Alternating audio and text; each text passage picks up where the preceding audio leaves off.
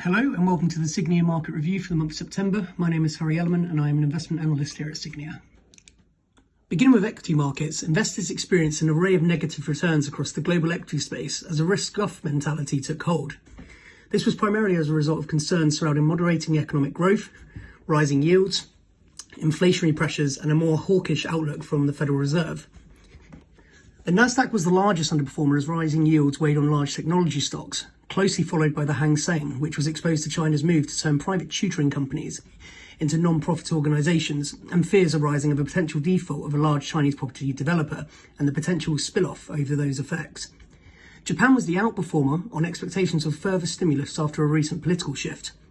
In conclusion, equity markets have experienced minimal drawdowns in 2021.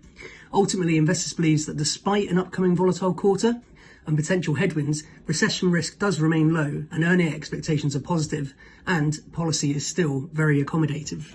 In fixed income markets, central banks have begun to lay out the foundations for winding down the ultra-loose policy that we saw in 2020 to combat COVID-19.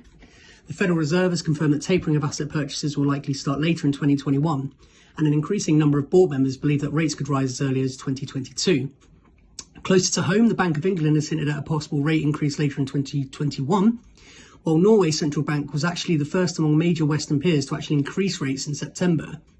Alongside this, a large number of emerging central banks have also increased rates.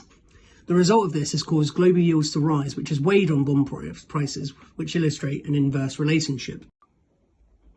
And finally, in commodity markets, supply chain disruptions, increasing demand and shortage of labour have caused a surge in particular commodities, especially in the natural gas and oil markets.